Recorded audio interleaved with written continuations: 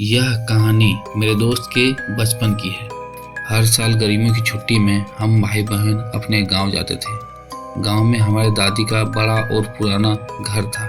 चारों तरफ घना जंगल और सन्नाटा पसरा रहता था। रात में जब आसमान में तारे झिलमिलाते तो घर के आंगन में बैठकर दादी हमें कहानियां सुनाया करती थी। दादी की कहानियां रहस्य और डर से भरी होती थी। उनके चेहरे पर झुर्रियां थी, लेकिन उनकी आंखों में एक चमक थी। उनके हर शब्द में एक खिंचाव होता जो हमें बांधे रखता। लेकिन दादी का एक रहस्य ऐसा था जिसे वो कभी नहीं बताती थी। घर के एक कमरे को उन्होंने हमेशा के लिए बंद कर रखा था। जब भी हम उस कमरे के बारे में पूछते, दादी का चेहरा गंभीर हो जाता। वो कहती, उस कमरे में अतीत छिपा है, उसे मत छेड़ना। जितना दादी हमें उस कमरे से दूर रखती, उतना ही हमारी जिज्ञासा बढ़ती। वो कमरा घर के सबसे पिछले हिस्से में था। बाहर से देखने पर दरवाजा टूटने की कगार पर था, लेकिन उस पर बड़ा सा ताला लगा हुआ था जो काफी साल पुराना था। एक दिन मैंने अपने छोटे भाई और बहन के साथ उस कमरे की सच्चाई जानने की कोशिश की। हमने सोचा, दादी हमें हमेशा डराने की कोशिश करती है, आखिर ऐसा क्या हो सकता है उस कमरे में। दादी हर शाम पूजा करती थी। उसी दौरान हमने चुपके से उनके कमरे की तलाशी ली।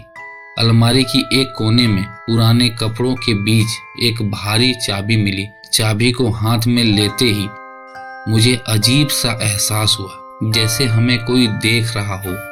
रात का समय था। दादी अपने कमरे में सो रही थी। हम तीनों ने धीरे धीरे उस कमरे की ओर कदम बढ़ाए। दिल धड़क रहा था, लेकिन उत्सुकता के आगे डर कम पड़ रहा था।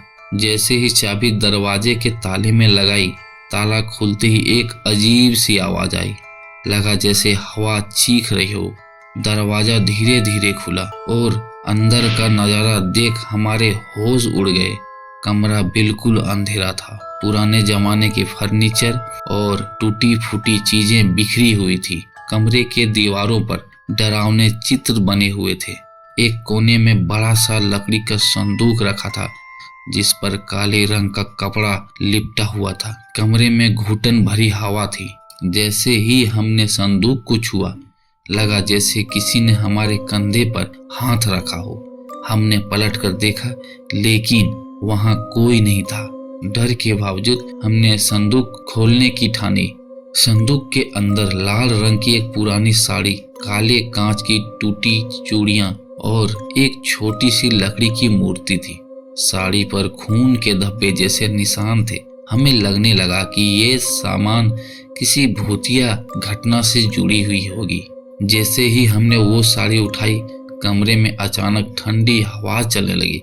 झूला अपने आप हिलने लगा। दीवारों पर लगे चित्र मानो हमें घूरने लगे। तभी एक तेज आवाज आई और कमरे का दरवाजा बंद हो गया। कमरे में अंधेरा छा गया। लालटेन की हल्की रोशनी में हमने देखा कि दीवार पर एक परछाई उभर रही थी। वो परछाई किसी बूढ़ी औरत की थी, जिसके हाथ में एक बड़ा डंडा था। उसके लाल आंखें चमक रही थी। हमने डर कर चीखना शुरू किया। तभी वो परछाई बोलने लगी, तुमने मेरे कमरे में आने की हिम्मत कैसे की? उसकी आवाज इतनी डरावनी थी कि हमारे पैरों से मानो जमीन ही खिसक गई। तभी दरवाजा अचानक खुला और दादी कमरे में आई। उन्होंने जैसे ही वो परछाई देखी, उन्होंने अपने गले से एक ताबीज निकाला और जोर जोर से मंत्र पढ़ने लगी। परछाई चीखने लगी और धीरे धीरे गायब हो गई। हम सब दादी के गले लगकर रोने लगे। उन्होंने हमें कमरे से बाहर निकाला और कहा, मैंने तुम्हें कई बार मना किया था, लेकिन तुमने मेरी बात नहीं मानी। अब सुनो इस कमरे की सच्चाई। दादी ने बताया कि ये सब उनकी जवानी के समय की बात है।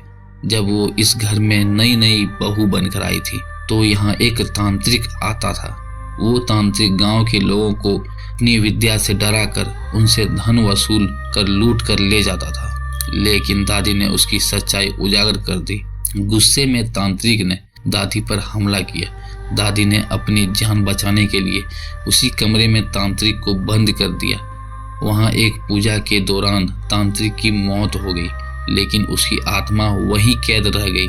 दादी ने उसे रोकने के लिए कमरे को हमेशा के लिए बंद ही कर दिया। दादी ने हमें बताया कि तांत्रिक की आत्मा को पूरी तरह शांत करने के लिए एक विशेष यज्ञ करना होगा। अगले दिन पंडित जी को बुलाया गया। पंडित ने कहा कि यज्ञ के दौरान आत्मा बहुत गुस्से में आएगी और किसी को भी डरना नहीं है। यज्ञ शुरू हुआ। जैसे ही मंत्रों का जाप तेज हुआ, कमरे से जोरदार चीखें की आवाजें आने लगी। काले धुएं के साथ तांत्रिक की आत्मा प्रकट हुई। उसने दादी पर हमला करने की कोशिश की, लेकिन दादी ने अपने मंत्रों से उसे रोक दिया। आखिरकार दादी ने उस तांत्रिक की आत्मा को शांत कर दिया, लेकिन यज्ञ के दौरान दादी को गहरी चोट लग गई थी। इस घटना के कुछ दिनों के बाद दादी चल बसी। आज भी वो घर खड़ा है। दादी का झूला अब भी वही है। गांव के लोग कहते हैं कि रात के समय उस झूले को हिलते देखा गया है। शायद दादी अब भी उस घर की रक्षा कर रही है। क्या दादी का बलिदान सही था या फिर तांत्रिक की आत्मा कभी वापस आ जाएगी? पता नहीं। ये रहस्य आज भी जिंदा है। पूरी कहानी सुनने के लिए आपका बहुत बहुत शुक्रिया और धन्यवाद। अगली बार फिर हम आपसे मिलेंगे एक अविश्वसनीय अकाल्पनिक कहानी के साथ। तब तक वीडियो को लाइक करें और चैनल को सब्सक्राइब करना मत भूलना। और अगर आपके पास भी ऐसी कोई अद्भुत और अविश्वसनीय कहानी है जो आप हमें सुनाना चाहते हैं, तो आप हमें व्हाट्सएप, टेलीग्राम या ईमेल के जरिए भी हमें भेज सकते हैं। ज़्यादा जानकारी के लिए आप हमारे वीडियो का डिस्क्रिप्शन बॉक्स चेक कर सकते हैं। तब तक रखिए अपना ख्याल। नमस्कार।